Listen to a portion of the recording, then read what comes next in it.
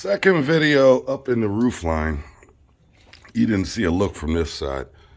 This is the other dormer I'm in. I am on the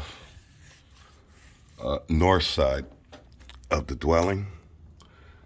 So you can see all the structural work that had to be done. This has 1, 2, 3, 4 dormers in this roof. I'm in the farmost, I guess you can call it northwest dormer. If you look down over here, that is the master bathroom. And if you look down over here, you'll see the pipe for the common bathroom. Those are coming up from the second floor. I'm in the peak. Literally 12 inches from the roof shingles. There was no roof. I could stick my head out and see a lot. Well, anyway, I followed my pipe down after getting around this flex pipe nightmare.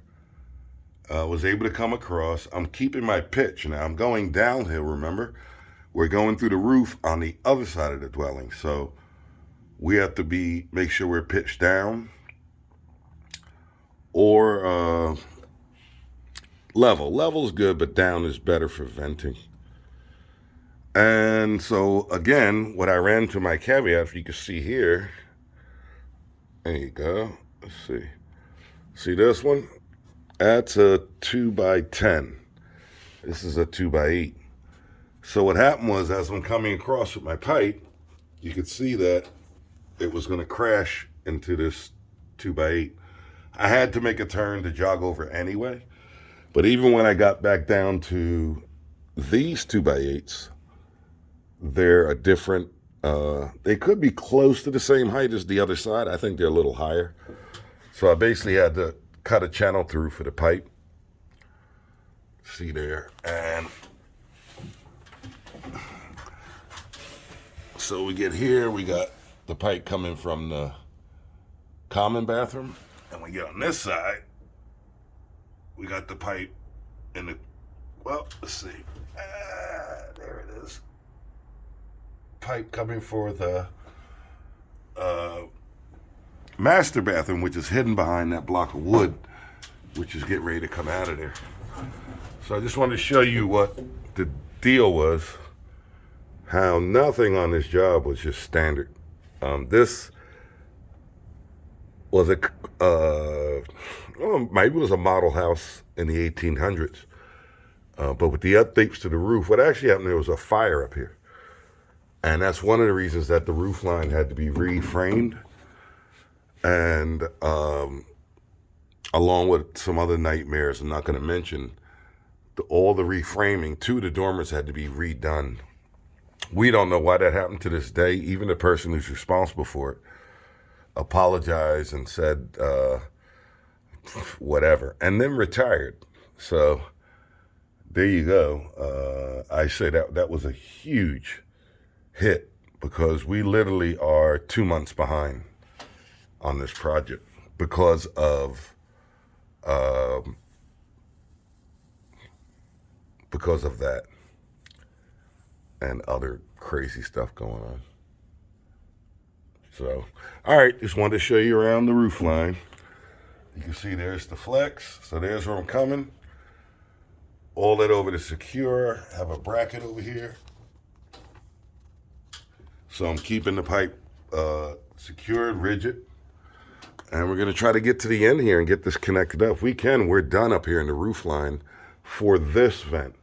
We still have the sewer ejector vent to bring all the way from the basement, and the bathroom group in the basement that's going to be that same sewer ejector is serving one bathroom in the basement.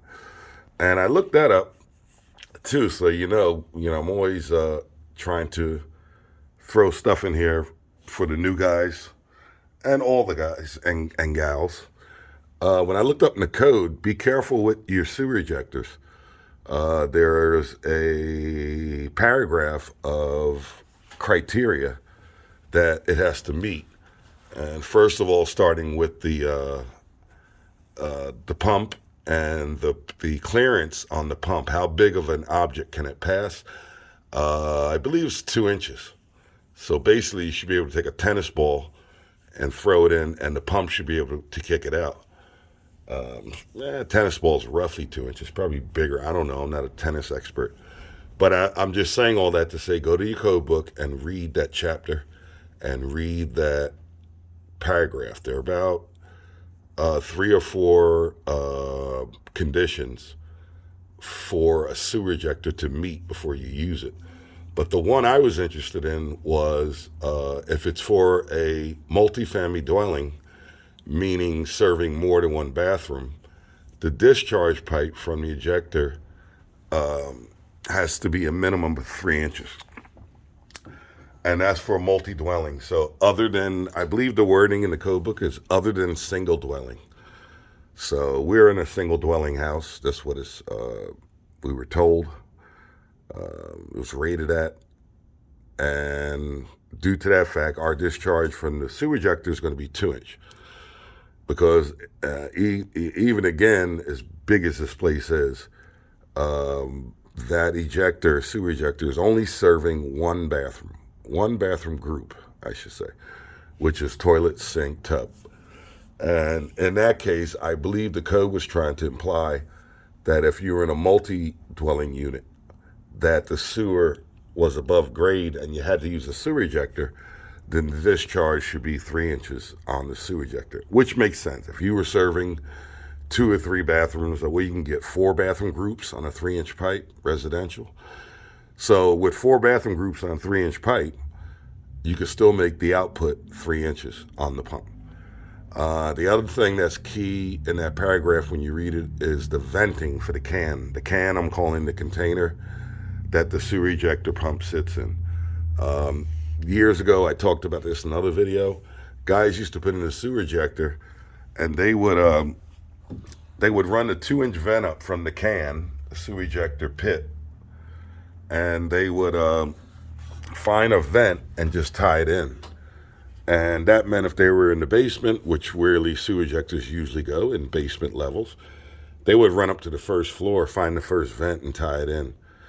And that created problems, not always, but nothing is always, right? So it did create problems for the rest of the fixtures in the group.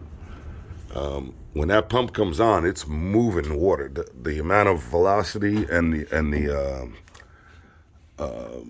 volume that the pump is moving creates a heck of a differential inside the can, and that's what that 2-inch vent into the can is supposed to compensate for.